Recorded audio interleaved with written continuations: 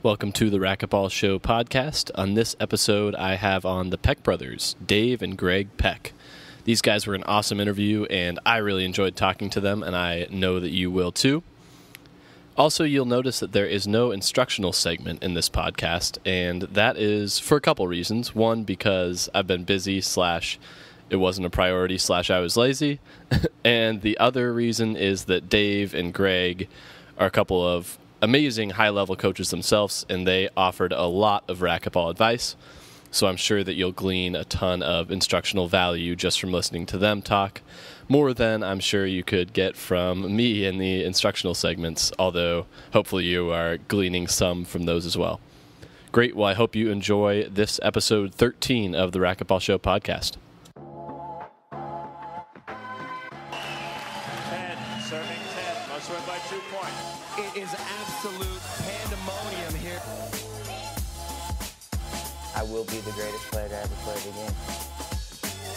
Anybody who won't dive for it shouldn't be playing racquetball. Get that ball. Get the ball.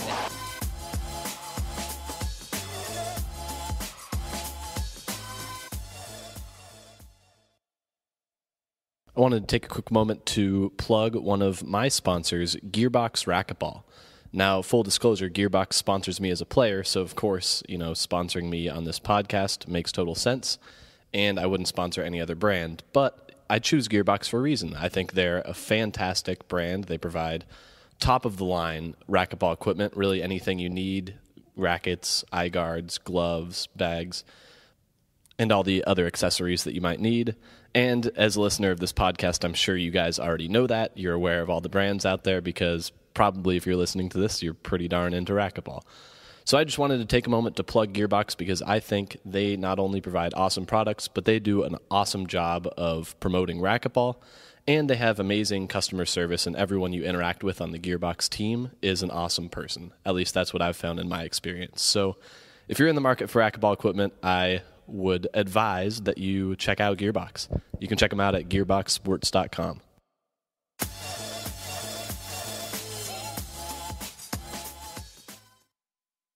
Okay, so I'm here with the Peck Brothers, Dave and Gregg Peck. Dave was, in 1982, the #1 player. He's a Hall of Famer in racquetball. He's coached players such as Cliff Swain, his brother Greg, who's here with us, and Mike Guidry. And I'm here with Gregg as well, who was the 1981 Rookie of the Year. He won a variety of junior championships. He was the 85 Player of the Year and national champion in 1985. So thanks for joining me, guys. I really appreciate it. Thanks for having you, Dylan. So one of the first things I wanted to get into is what would you say is one of the major differences between racquetball back in the day when you guys were playing versus where it's at now? Yeah, I got that one. Basically, when we started playing ball, when I started playing ball, and Gregg too, racquetball was the sport for fitness, okay? So you didn't have the life cycles. You didn't have all the fitness equipment and things like that. You had racquetball clubs, and people would go out, and that was their way of getting a really great workout in across the board, indoors. And whereas today, what's transpired is you have the huge clubs with all the fitness equipment and all those things. And basically, there are many avenues for people to work out. Whereas in those days, when I was first started off, racquetball was the way to get a great workout in and to get into good shape as far as stuff goes. Yeah, the other thing too, Dylan, I think, are you talking also specifically as to the differences between how racquetball is played at a professional level versus now? Yeah, so, I mean, I think you see, it's like most sports, technology has sped up the game from a serve standpoint. You see these top players are hitting incredible serves. And, it used to be when we played, the ball, you didn't have as many aces, and the ball was being put in play a lot more. And so that's one of the biggest differences. I remember playing Cliff when he got really, really good and started getting on a roll. And I remember telling Dave, you're talking about really, 5 or 6 points a game sometimes that you're either aced or you're just so on the defensive that he's winning those points. So it really, puts a premium on the serve, and it puts a premium on the service returning and getting the ball back into play. And I think you're seeing that now Kane has such a great serve, and he's so well-rounded that, a lot of times you're just on the defense from the get-go. Yeah. So you don't see as many ceiling balls, these days. People are ripping it. And I think that, what transitioned from, me taking my backhands flat and bringing it down and taking that ceiling ball from a defensive position into an offensive side of things is the new norm now too. You don't see the top players playing much ceiling ball games. They prefer to just go ahead and shoot it, from deep back court, and because they're hitting the ball so much harder. So I think that's one of the biggest differences. And then I would say the other thing that was a big difference, and Dave, you can speak to this too, because it used to be, you play to win a tournament, you'd have to play 5 matches, and the tournament was extremely deep as far as talent goes. So let's say you played a tournament in California. I mean, you're playing, you might, and at that time, Dave and I were ranked in the top 8. You might play a qualifier, but that qualifier was Ed Andrews, Steve Lerner. It was just some Brian Hawks. Egan, in a way. Egan was Egan. So what ended up happening is by the time you got to the quarters and the semis, you were pretty beat up. And then at that point, you're playing Mike Yellen or Marty Hogan, or you're playing into Dave. I mean, so the depth of the talent pool in the 80s and, what they consider the heyday, I think that's one of the biggest differences too. I'm not saying that, there's a lot of good players right now, but I'm talking about, there were 32 players that all 32 from the first round could be in the quarters or semis at any given event. So, Dave, you can speak to that a little bit more, because you had to go through the qualifying too early on. In case in point, when I was coming up, I had to play 3 qualifying matches just to get into the round of 32. Yeah, so you would play an incredibly tough qualifying matches on Wednesday. You're exhausted, and then you play into Rich. I remember Dave playing into Rich Wagner through qualifying, who at that time was ranked number 2 in the world. So you had to beat a top player to get a top 16 ranking. Yeah. Yeah, that sounds exciting and cool. And yeah, so part of this interview for me will be a lot of, educating a younger player who's not aware of some of the older styles and how the game used to be. But in those older styles, still, I contend that the ability to keep the ball up high and control it up there, watching players, sure, they can bring it down, but the speed in which the guys can go attack the ball, to me, it's about making sure that if you can control that, keep it out of their strength, you can win matches against those kind of players. And I just don't see a lot of players that have that type of control and the ability to negate the power of a game. Now, Kane is one of those that he can sit there and shift over to a high lob nick, things like that, but it's about retrieving and re-killing once the ball comes down. And so, to me, I see these younger players, and it's one speed. And the one speed is all good if you're playing somebody that likes that speed. But if to me, when I played a rabbit or the high-speed RPM, I always slowed the tempo down, changed it up, and took them out of their game as best I could, whereas I don't see a lot of that. I just see one speed. Just walk up there, hit it as hard as they can, run and go chase it down, re-kill, and then go to, either continue to serve or go in the back court. I don't see a lot of adjustment of tempo, which negates the ability to get grooved in and to roll out everything. Yeah. And that's what, I learned that from Dave. Dave was excellent at that. Dave was able to play a power game and a control game. And if you like the power, he wasn't going to give you that. You were going to get everything slow and deep and just drive you crazy. Whereas, if he played somebody that he needed to have the power with, he had that as well, and he would adjust to that. So, as a junior playing with Dave a lot, that was one thing that I definitely was able to incorporate into my game, and that he taught me was you got to have both. You got to be able to play 2 or 3 game styles within a match. Depending on who you're playing and at what point in the match you're at. And I think that's, if you ever watch Dave play and me as well, I mean, our games were very diversified in the sense that, we could play the slow games and we could play the power games. And then, of course, we had our own games that we played too. But I think that's a good point that Dave raises, because you do, when you watch the matches today, there's just a lot of power and then more power. And you don't see a lot of finesse. But I think of all the players that I've seen, I think Kane can play that finesse, slower game too, even though that's not really his strength. But he can, when I say it's not his strength, he wins more points easily by playing power game. Yeah. But he can play both. Yeah. Well, and for Kane, it's a change of pace. It's the ability to negate those things the best he can, and so it's just interesting to me, and what Greg said is these guys just run up and hit and go from there. They don't understand. A lot of these guys that I see don't understand the game itself, i.e.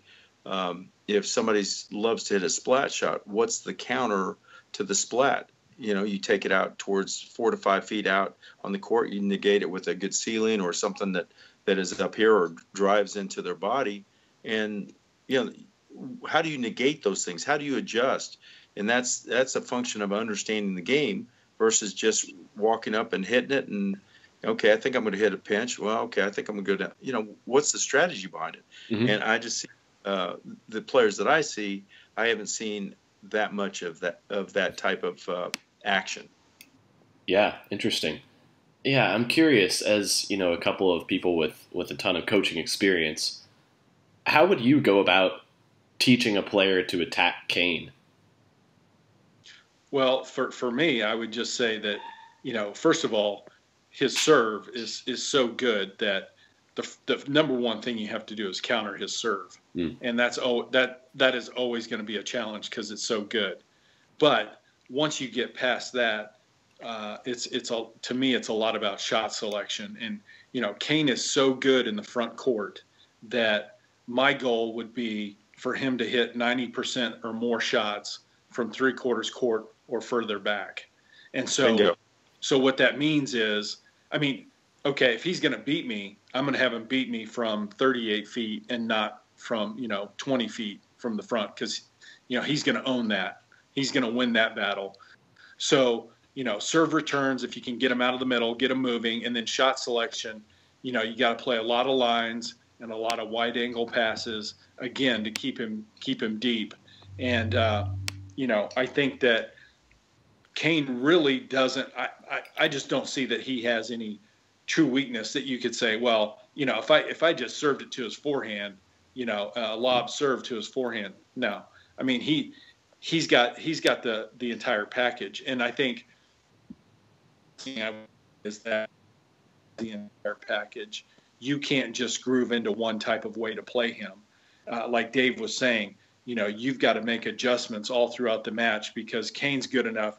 If all you're doing is hitting lines and cross courts, Kane's going to take 2 or 3 steps back on you.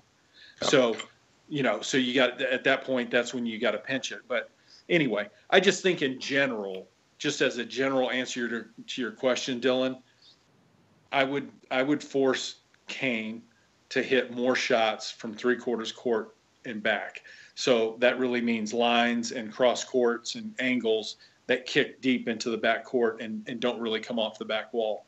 Would you agree with that, Dave? Yeah, totally. And applying maximum pressure via retrieving and things like that, to where, what I see are these players that have acquiesced to the fact that they're going to be second. And so in their body language and everything they do against Kane, except on the occasion, they're satisfied with being second. And one of the things that we in particular, Greg and both Greg and me, we weren't satisfied with being second. Okay, with Hogan, for example, Hogan had the same genre that Kane had. Okay, Hogan, nobody's going to beat Hogan, and the answer is you got to get that out of your mind, and you got to attack that premise via what is the weakness, what's the strength, isolate on the weakness, and work from there. When we beat Hogan, everybody was afraid of Hogan. Everybody was playing for second, and you can't accept that premise. And then you have to do the things that get you to the point where you can execute under maximum pressure and retrieve under maximum pressure and be the more conditioned, more polished player. Just that simple. Dylan, I would just say I would say one other thing about Kane, and I would give him tons of credit for this, is that, as I've watched him over I would say the last 10 years, I mean, to his credit, whatever was a weakness 10 years ago was not a weakness nine years ago. In other words, he's fixed any weaknesses he may have had. He's worked on them, and he no longer really has a true weakness. Yeah, he's a complete player. I mean, he's always going to be the ultimate test of how to beat him, how to beat somebody in racquetball. I mean, he just is, because he's got the complete game. Yeah. So anyway, enough of that. But yeah, I did want to say that, because it's not that easy that you have a way to play him in a way that you think you can beat him, because he is improving every year and getting better as well. Yeah, absolutely. So I will tell you this, though. If there was a way to go back in time to get to be about 21, 22, I'd love a shot at him. Yeah, if only. Yeah, if only. And it's easier said than done, I know, but I think it would be a blast. Knowing absolutely. What I know, I would love it. It'd be so much fun. Yeah, and that's a great mindset to have, especially given that I agree with you, where it often looks like people are satisfied with seconds. Yeah, no, it's you either understand that second place is first loser, and don't be satisfied with that, or you acquiesce to, hey, I'm just going to be okay, and being second is good. Don't get me wrong, but being number one is the best, and that's what, as a competitor, you need to strive for. And that's what we strive for. So great. So I wanted to get back into you guys and what your playing was like growing up. So what was your relationship like, given that you were both super competitive and both super amazing players? Well, let me start with this, Greg, because Yeah. this was Greg is 7 years younger than I am. Okay, so go to the YMCA, and Greg would hang with me, and I'm working out, trying to get better. Right, I'm probably a low open player at the time, and I'd say to him, he goes, can I play you guys? I go, no, you go over and practice. You got to get better first, and you're not good enough yet. And so he'd go in there and practice, and then he'd start getting to the point where he's gotten better and better, and then we'd have these tournaments, and I'd be, I started off as a club pro, okay, teaching pro, okay, so we'd run tournaments and stuff like that, and then I'd set it up in the tournament where Greg would have the hardest draw of anybody, but I would put, and in these days you had sponsors that wanted to give you prizes and things like that, so I'd sit there and put a stereo system as first place in B division, and Greg was a B player, right? And so Greg would sit there and go play these things, and he'd play. I'd put him against the hardest players in the club and stuff like that. And next thing you know, he's getting that. Remember that stereo system you won at the club? Yeah, You would think my brother's the tournament director. I'd get the easiest draw. I got the hardest draw of all. Yeah, and that's what made him, strive to continue to be better and do these things. And then from a playing side, one of the things that I did with Greg is when we stepped on the court, he wasn't my brother, he was a competitor. And so what I did to him is there was nothing that any player could do to Greg that would affect him whatsoever because of the things that I did. I'd knock him around, I'd talk to him, I'd hit him with the ball, whatever. And it was a way to prep him to play professionally. So when he was 16, 17 playing these pro stops, he wasn't too fazed by any of the stuff the guys did because we did it all in practice. And in practice, we would sit there, and this was in El Paso, and we would battle. And we'd have another guy, Joe Wentbrink, who's a buddy of ours, that would play, and we'd do the one in, one out. And it was just, we were playing for the it was a battle. The Coca-Colas, right? And it was just a full out 2.5 hour, just getting after it, full bore in full intensity, so that when we got to tournaments, we're prepped and ready to go. Hey, Dylan, if someone didn't break a racket, it just wasn't a good practice session. Yeah.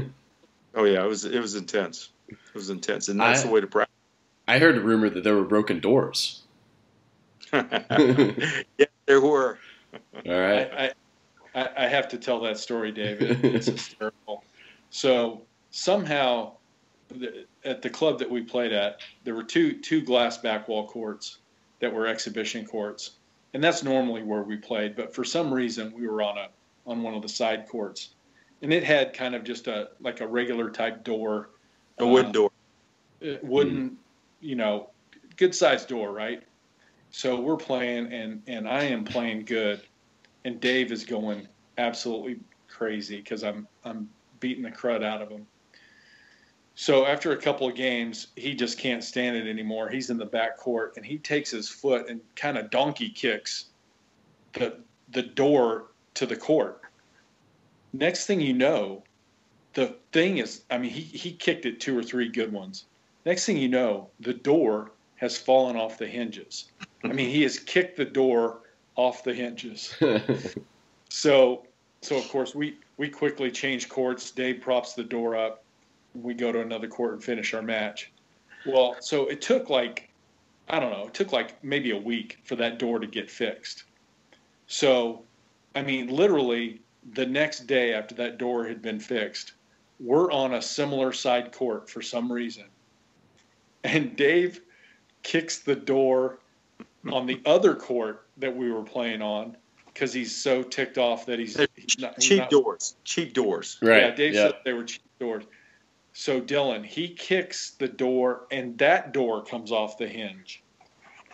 So we end up having to move courts, and we end up on the glass court, and we're trying to finish out our workout. And the general manager of the club, a guy named Mike Chandler, who's friends of ours, he saw that Dave had kicked the other door off. And he came, and he was at the top of the court yelling down into the court. Him and Dave were yelling at each other for about 4 minutes because Mike was so mad that Dave had kicked the second door. And he's yelling at him, and we're going to take this out of your paycheck. It was just greatness, but it really puts a frame on the fact of how intense our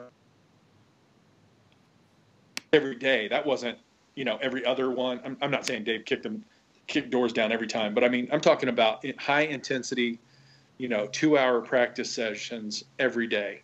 And then, Dave was talking about how, I had to work to get where I could play with him and Joe and some of the other guys that were the better players. But then what happened is I got where I was good enough that I was the second best on the court behind Dave. And then it got where, I could push Dave.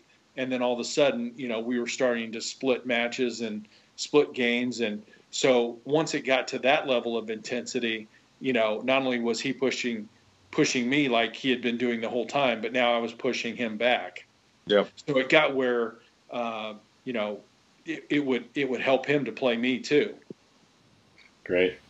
And what did, at the peak of when you were working your hardest at the professional level, what did that conditioning program look like?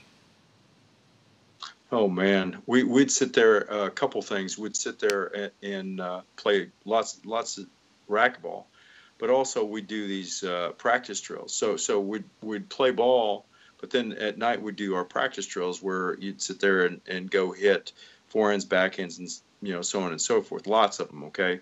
And then we would also, Greg and I were one of the first two racquetball players to do the weight training. So we'd go, and one of the guys that owned the Nautilus there in town, which is a fitness center, a weightlifting center, was Gil Reyes. And Gil, he would train us and kick our butts on the weights and stuff like that. You might recall his name because Gil is the one that he ended up going to Las Vegas and training UNLV football players, and then the next person he started training was Andre Agassi, and so he would just kick our butts. And so when you have that level of pain from working out hard, you're playing racquetball, and the racquetball was easy. So when we were playing tournaments, what got to the point where we were so conditioned, so strong that we would not be fatigued at all in really, really tough matches. And, if all else is equal, the more conditioned athlete wins, right? And so that was our motto, and we worked hard and trained hard so that instead of losing because of fatigue, we'd win because we're better conditioned ball players. Yeah. What were some specifics of what was involved with that program? One was on the Nautilus weightlifting piece of the equation. Then we'd go do. We had one of the guys that was helping us would do remember the bounding and stuff, Greg? So we do. Dylan, one of the things that I really started doing a lot of, and then Dave kind of saw that it was working and jumped in on it too, was plyometrics. A lot of bounding, a lot of toe taps and jump ropes and those types of things that help your explosiveness. In today's world, you see the box jumps.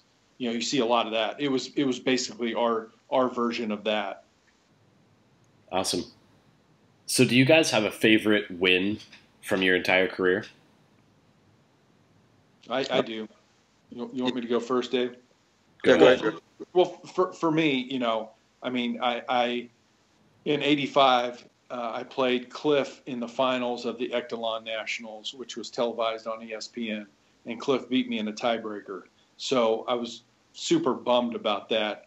But then the next tournament following that was the DP Nationals, and that was really the big tournament from a prize money standpoint. I think first place was like $35,000 or $25,000, something like that. So that was really the most important tournament of the year, even though the Echelon Nationals was on TV. That was important too. So my most proud moment was the fact that I lost in the Echelon Nationals, and then like 3 or 4 weeks later came back and won the DP Nationals that were in Boston. And to win that tournament, I beat Andy Roberts in the quarters, Hogan in the semis, and Mike Yellen in the finals. So, that was a pretty good sweep of players and just a good comeback for me and the biggest win of my career. So that'll always stand out to me. Dave? And for me, it was the Echelon Nationals when I beat the hell out of Yellen in the finals, and which kicked me into the number one slot, professional player slot. And then I held on to that. We had I guess it was the DP Nationals after that, and lost Hogan in the finals. But I won 2 out of the 3 Nationals that year, and that was what kicked me into the number one in terms of total points and stuff like that. So, and it was fun. It was fun beating Yellen, but also kicking into that number one slot. That's great. So, do you guys have a certain trait that you think, a trait or something that you developed that you think allowed you to be as dominant as you were? For me, very simply, I am just such a great sport when I win. Okay, I'm really good, but I am really don't like losing. Okay, and I call it the beast. Okay, because in the business world, you got to sort of control that. Greg has always been a lot calmer. He's intense, but he's more of that controlled rage, whereas mine was I really didn't like losing, and it really made me angry when I lost, and it bugged me intensely when I lost to people. Yeah. So for me, Dylan, I don't know. Do you want to follow up with Dave on that, or do you want me to jump in? Yeah, I actually had a question. So for me, I relate in a sense to being not a great loser. And I'm wondering, how do you kind of reconcile being mentally tough when you're within a match and you're losing or you're struggling, and not getting upset at that time, right? Not letting it affect you within a match, because I found that to be, at least for me, an issue. That's a great question, and very simply put, if you know what you're doing, you stay in the now. And what that means is during the match, I wouldn't sit there and think about winning or losing. What I'm concentrating on doing is moving my feet. If whatever the shot is, hitting the ball square, fall through, get in position. What's my opponent's position? What's the best serve? What's the best service return? What's their position when they hit a drive serve to my backhand? What's their position afterwards? So this is one of the most critical things that can be taught to competitors. Okay, you listen to all the different sports, and if you pay attention to this, when these athletes, great athletes, are on doing their thing, you'll hear them always talking about staying in the now. You know, I just looked up and the basket was there, and I shot and followed through. Whatever it is, if you pay attention, and I've been paying attention for a long time on this stuff. That is the most critical thing to being a competitor, and that's when I coach staying in the now through analytics. I coach my kids football, basketball, baseball stuff, and the number one thing I try to get the kids to do is focus on mechanics and staying in the now. That is absolutely critical. Awesome. Greg, so what was the trait or skill that you developed that you think allowed you to be so successful? Well, I think I was talking about this with Charlie Brumfield at his birthday a couple weeks ago in San Diego. The biggest thing for me was, and what made me successful was my ability to. I was a combination of 4 or 5 players, I think. And, it all started with Dave and how he taught me my stroke mechanics and shot selection and those types of things. But then because I watched Dave go through the ranks as a pro as I was a junior. So I watched a ton of matches, not only his, but other players too. And so what I found that I would do is I would incorporate things from 4 or 5 different players.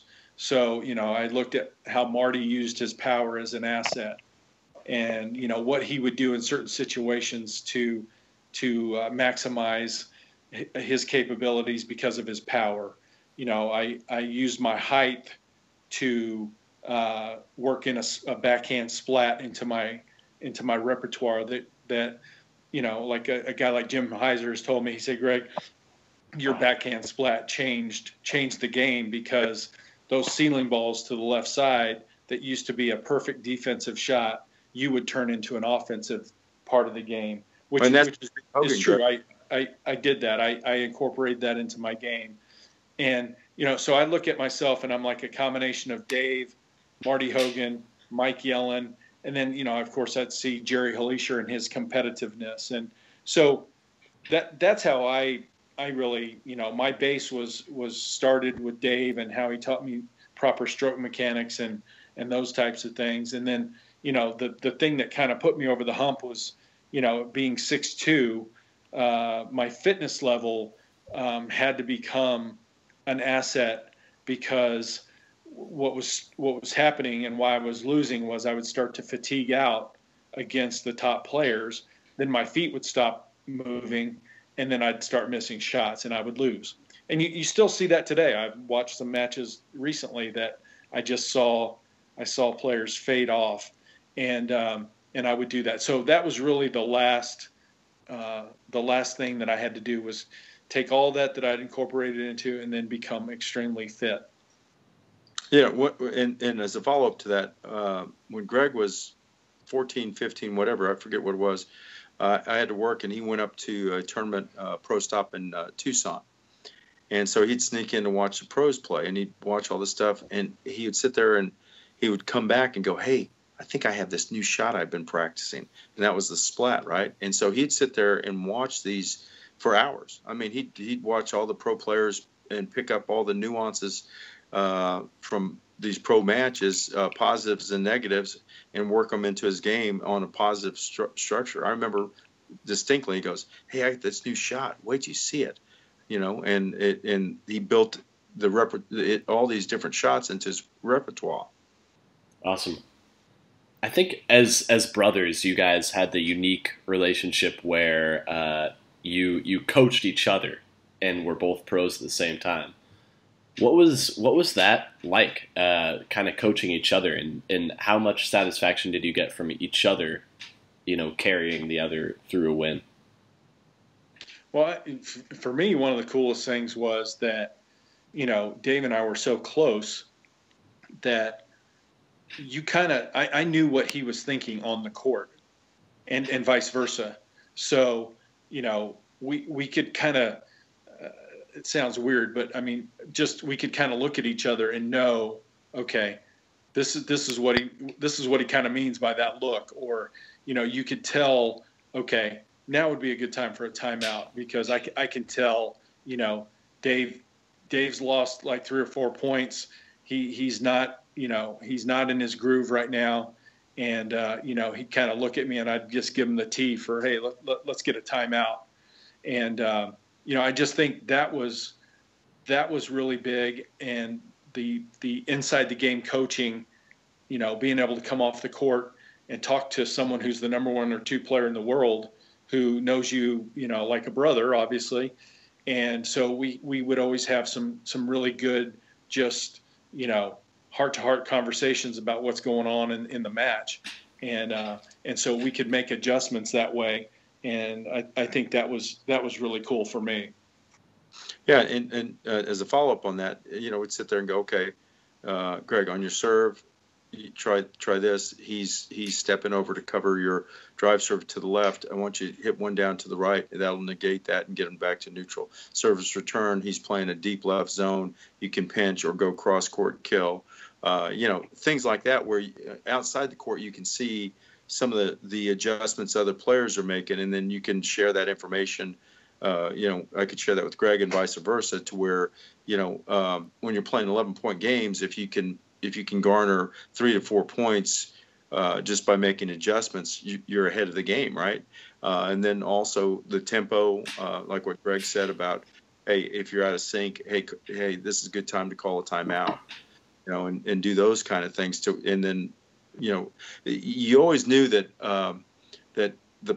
Gregg or either one of us was in trouble when we'd look and go, what serve? Because that's when, right? Because you're going. Yeah. Because you're not. That tells you that when you're playing ball, your mind is working, and it's the inner self saying, "Okay, I'm going to go drive serve to the right. Okay, let me change it up, lob, nick." There's an inner conversation going on if you're doing the analytics, right? And sometimes if things aren't working the right way, those analytics are going, WTF, what should I do here? And that's when it was good to be able to go to Gregg and call a timeout and say, hey, what serve? And that is historically, when Gregg knew that I was out of sync or vice versa, and then we go, okay. And by the way, this goes with the junior players that we taught. It was consistent. When they come out and somebody goes, what serve? That tells you that the inner conversation isn't going as well as expected. You get them on track, and then the next thing you know, and by getting them on track, you talk about, okay, here, drive serve to the right, make sure you hit the ball square. On your shot selection, they're playing a deep zone. when you have your backhand, they're leaning over to the right, take it down the line, whatever it is, right? So that's all goes back to staying in the now and getting them back focused on the game itself and executing, okay, versus results-oriented thinking. Dylan, I think one of the other things too, just as an asset to having your brother there, is from a travel perspective. You're on the road a bunch, and it's nice to be with a familiar face. You've been on the road for 6 out of the last 8 weeks, and you're traveling with your brother, and it just makes it easier to be away and travel. And so that was definitely a perk, I think, was just the ability to, you're not stuck in a city by yourself waiting for your next match. You're with your brother, you go eat, we'd go see a movie or whatever. It's a comfortable feeling. Obviously, you're with family.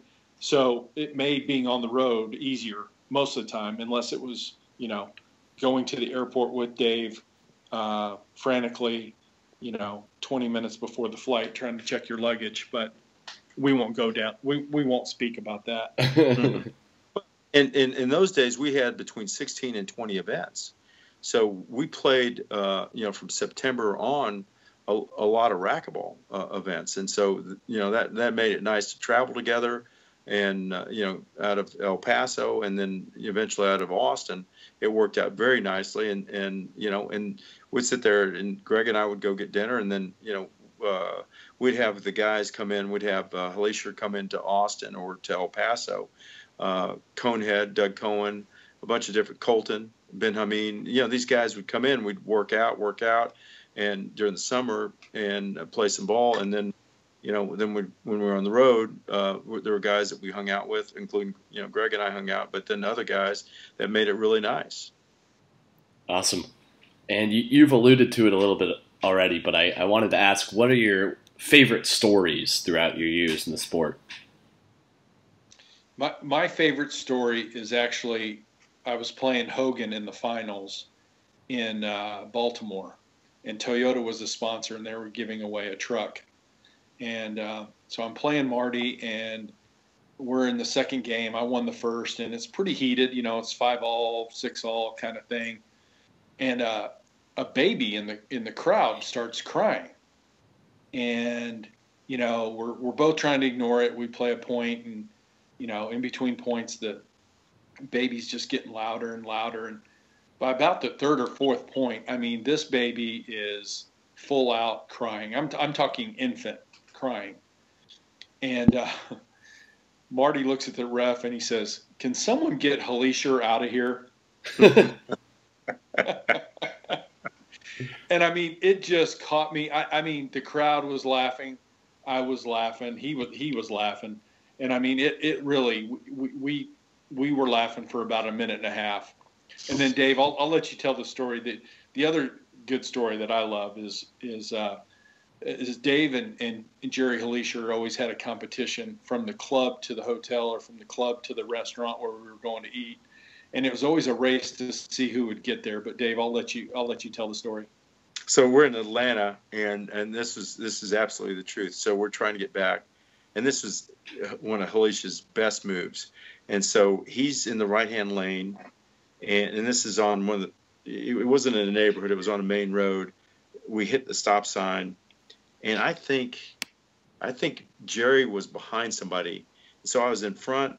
He had a person in front of him. Next thing you know, and there's a little berm on the side there. So he decided, and he's in a rental car, right?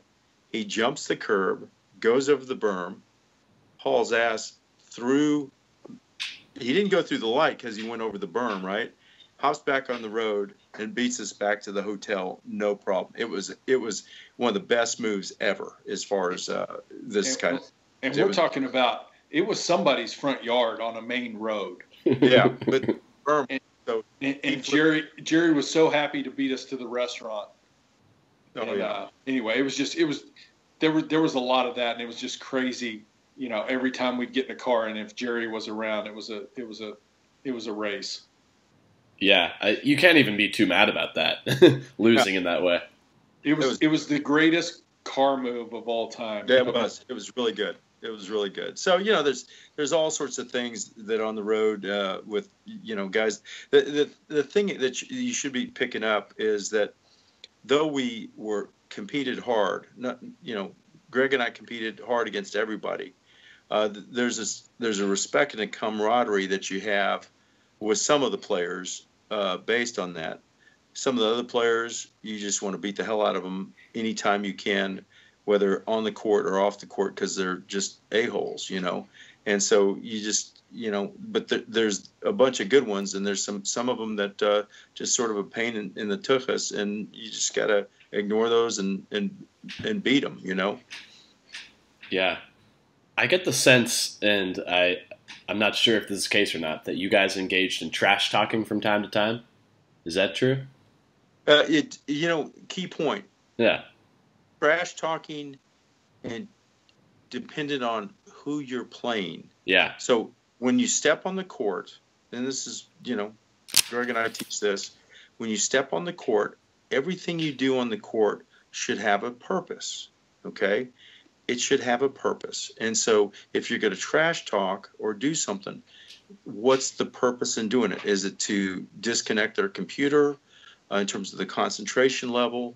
Or what do you do on that? So if you trash talk somebody that gets like, for example, with a Cliff Swain, you trash talk Cliff, it brings him up, it fires him up.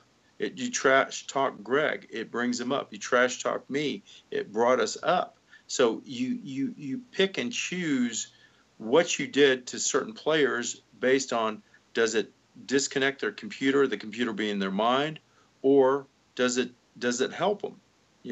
If you're a jerk on the court, does it help them? Or if you're really nice to them, does it mellow them out, calm them down, and through your tactic, create an advantage for you as far as stuff goes? And that's the stuff we're talking about with the players today. I just don't know if a lot of them think in those terms, and I don't know. They're a bunch of really nice and good ball players, but to what degree do they understand all facets of the game? And that means the mental and physical, and the mental being not only the focal point in terms of understanding how to adjust when you're playing the game, but also how to take a player out of their game. Okay. And, for me, I'd sit there, Mike Yellen, who's a great ball player.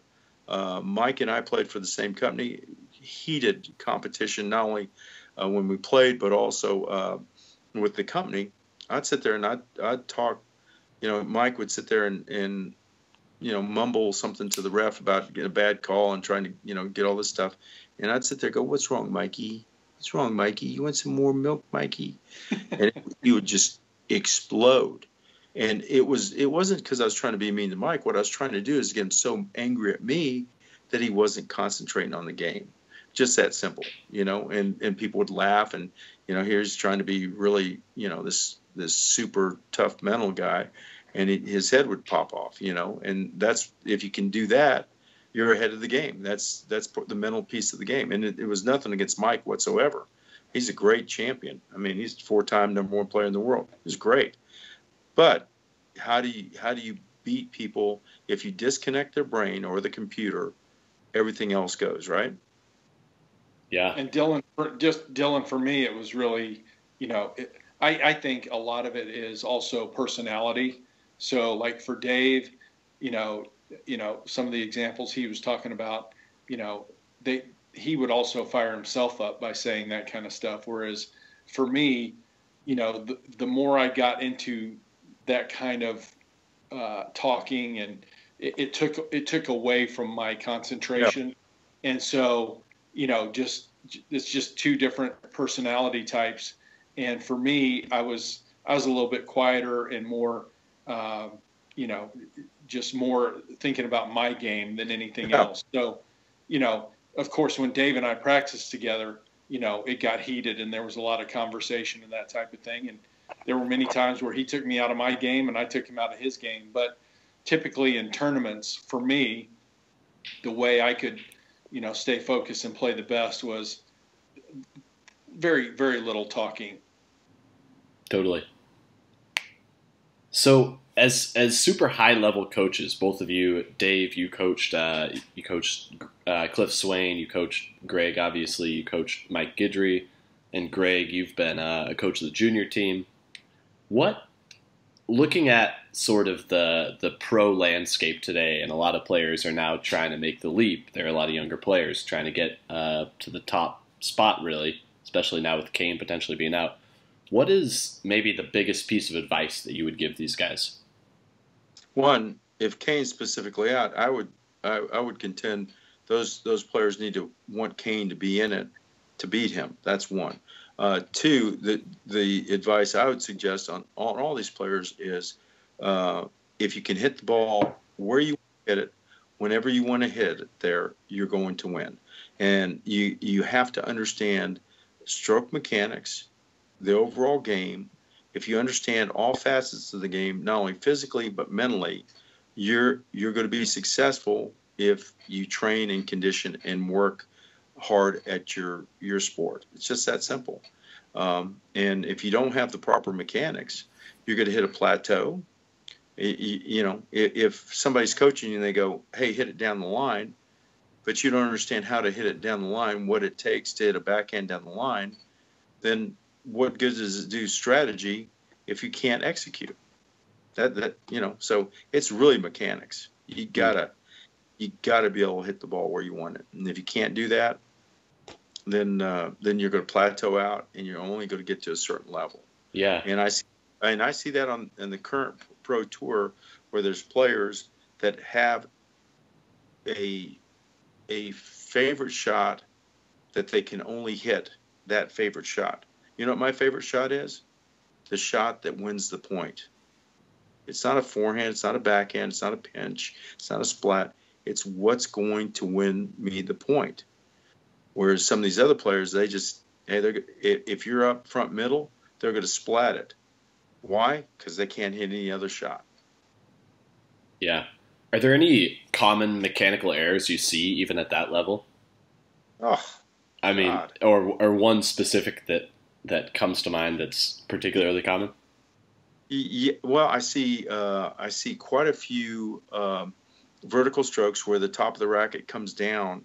Okay, so with a vertical stroke where the racket comes down, one, the elbow movement on the backhand's down, or the elbow movement in the forehand side is into the body, and two, if you hit it perfectly, it's going to be a good shot. But if it's maybe a little out in front of your power zone, it goes up, or if it's behind your power zone, it skips. And so from a mechanical side, if we recognize, Greg and I recognize we're playing somebody with a vertical stroke, what we do is we angle the shots in such a way that it comes behind the power zone. They swing down, they skip the ball, they get mad at skipping it and go, man, I just didn't play well, and we just wink and win the match. So I see a lot of that. I see a lot of shoulder rotation. I see a lot of bending over from the waist.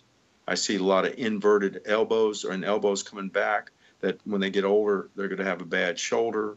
I see more mechanical errors out there than you can shake a stick at in terms of players. And don't get me wrong, they hit the ball well, but they plateau out, because they don't understand how to do things. What's the extension speed? Where's the contact point on a pinch? These kind of things, to where you just don't see that type of degree of depth in their understanding of the game. And Dylan, what I would just add to what Dave said is because what Dave said is absolutely right. But then what that turns into is, and what I'm going to say and kind of focus on is that I see the shot selection is very poor, and it's very reactive, and it's very just I'm going to hit it. The ball is dictating to the player where they're going to have to hit the shot. And I think that's one of the biggest things I see at the top level of racquetball, is that the shot selection is very weak in terms of what they're selecting to try to hit. Instead of going down the line and cross courts, they're hitting sidewall, front wall, and the ball sits up for their competition. And if you watch I mean, I was telling somebody this. I was telling Jim Winterton this the other day when I was talking to him, that I really think that of all the players I've ever watched, Kane's shot selection is incredible. Now, I think 3/4 of the time his serve is so good that it's put his next shot at a, as a winner, and so he's earned that next shot. But even so, I mean, I rarely see him take a bad shot, and if he loses a point because he skipped a ball or something like that, he was hitting the right shot, but he just missed it. You just don't see him hit a lot of shots where you go, why would he ever try that?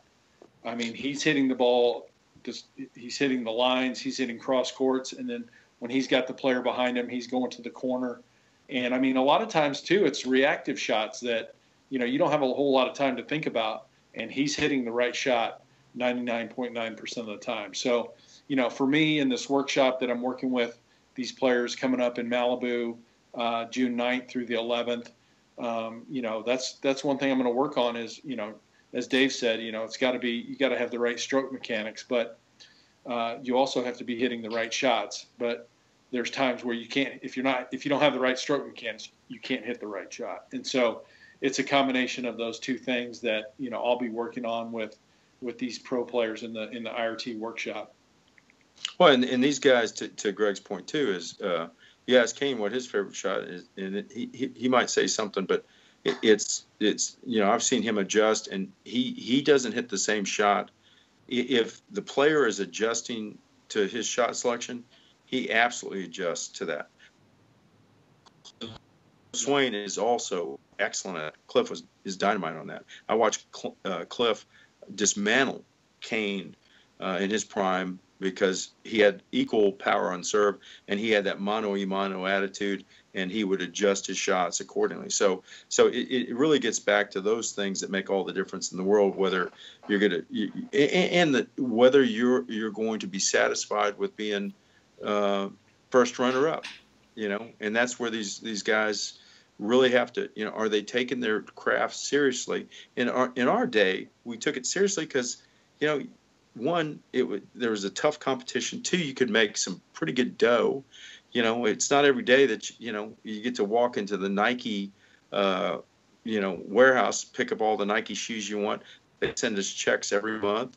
You got huge bonuses on that front. I mean, got Sports Illustrated articles on that front. Just all these things, posters. I was lucky to be the first Nike poster with Heather McKay, one of the greatest squash players ever, on the racquetball side. And Greg had his poster. And my point being is if you're going to be serious about it, get serious. Don't do it halfway. And that means all facets. You got to understand every piece of the equation. And a lot of these, whether it's male or female, they don't understand it. Yeah. Well, I want to be respectful of you guys' time. I really appreciate you guys coming on. This is a great conversation, and I feel like I learned a ton that I'm going to go back and apply. Is there anything you'd like to leave the racquetball community with? Any parting thoughts?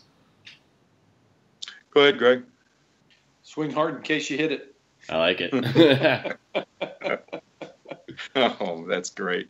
On my end, it's and this is on a serious note. Yeah, we have to go into the clubs as club pros and start generating a professional programming to be able to build our sport back up.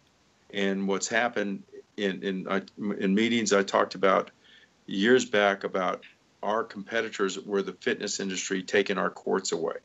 We have to, as club pros, we got to come in and start showing the ability to run programs, make money for these facilities, get players playing, and that's the only way we're going to make racquetball great again. It has to be grassroots, and it's about the economics in the club. If Greg and I had owned a athletic facility and we had 10 courts as well as the other amenities, we would make a killing on the racquetball because we would program the living bejesus out of it. And that's what we have to do as a community if we want to make this sport. We are going to the place of handball if we're not careful.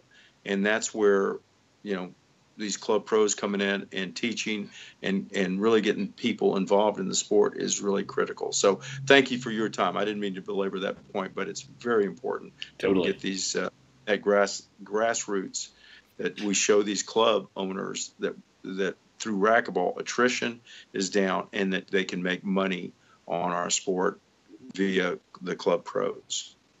Great. Yeah, thanks so much for coming on, guys. Really appreciate it. Okay, man. Thanks. The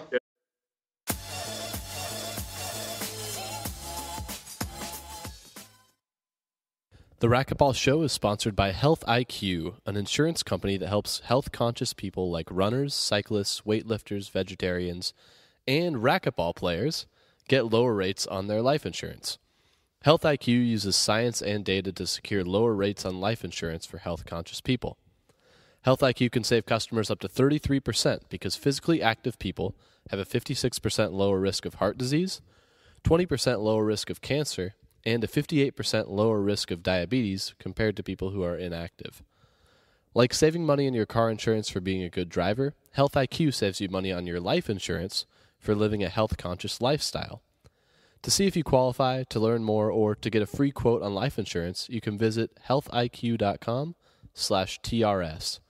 Link in the podcast description. This is a great way of supporting the podcast and of potentially getting great savings on your life insurance.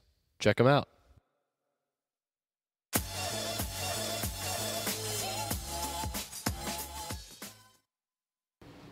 Thank you for tuning in to episode 13 of the Racquetball Show podcast. As always, if you want to reach out to me, you can reach me at dylan@racquetballshow.com. That's DYLAN@racquetballshow.com. And thank you so much for listening.